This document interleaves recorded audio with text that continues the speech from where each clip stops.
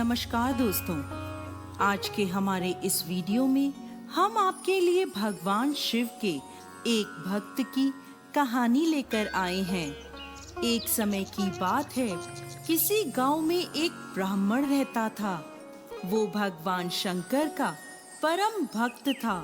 ब्रह्म मुहूर्त में उठकर नित्य कर्मों से निवृत्त होकर जब तक वो भगवान शिव की पूजा नहीं करता था तब तक उसे चैन नहीं आता था। पूजा अर्चना से जो कुछ भी दान दक्षिणा मिलती थी उसी से वो ब्राह्मण अपना गुजारा करता था। वो ब्राह्मण बहुत दयालु था। जब भी उसे कोई जरूरतमंद मिलता तो अपनी क्षमता के अनुसार वो उसकी सेवा अवश्य करता था।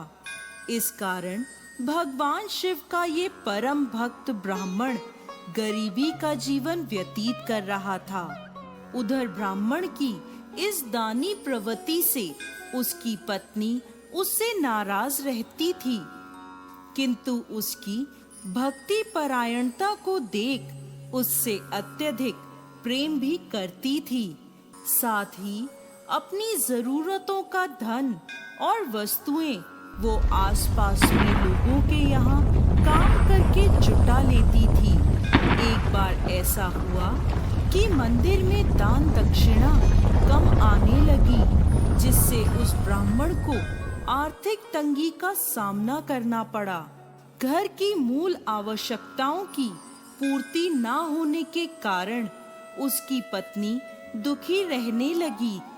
इस तरह दिन बीतने लगे, लेकिन ब्राह्मण ने अपना नियम नहीं छोड़ा। वो रोज सुबह ब्रह्म मुहूर्त में उठकर नित्य कर्मों से निवृत्त होकर भगवान शंकर की पूजा करता रहा। एक दिन वो नदी में स्नान करने के लिए नदी की ओर जा रहा था। तब सौभाग्यवश उसी रास्ते से माता पार्वती और भगवान शिव गुजर रहे थे। तभी अचानक माता पार्वती की नजर उस ब्राह्मण पर पड़ी।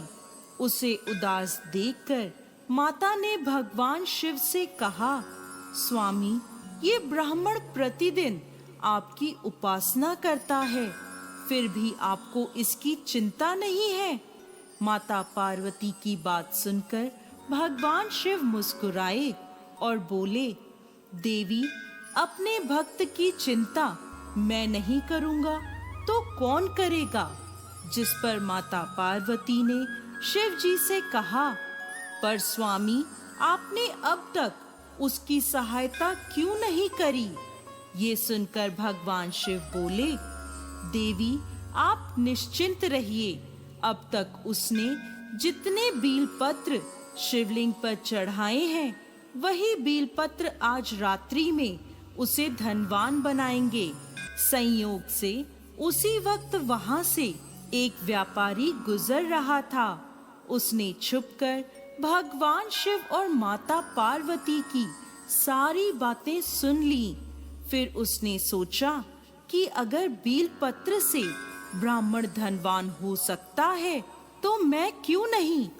ऐसा सोच वो व्यक्ति ब्राह्मण के घर पहुंचा और बोला, पंडित जी, आपने अब तक जितने भी बीलपत्र पूजन कर शिवलिंग पर चढ़ाए हैं वो सब मुझे दे दीजिए। बदले में मैं आपको स्वर्ण मुद्राएं दूंगा।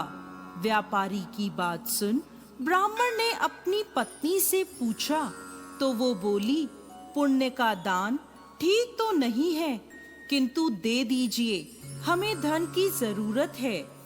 पत्नी के कहने पर ब्राह्मण ने सारे बीलपत्र एक बोरे में भरकर सेठ जी को दे दिए।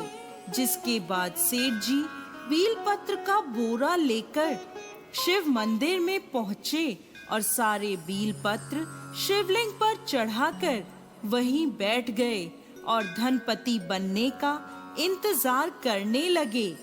इंतजार करते करते आधी रात हो गई। रात का तीसरा पहर बीतने के बाद सेठ जी के सब्र का बांध टूट गया और वो क्रोध में आकर शिवलिंग को झकझोरने लगे। तब एक चमत्कार हुआ। सेठ जी के हाथ शिवलिंग से ही चिपक गए। उन्होंने बहुत प्रयास किया, लेकिन उनके हाथ शिवलिंग से छूट ही नहीं रहे थे।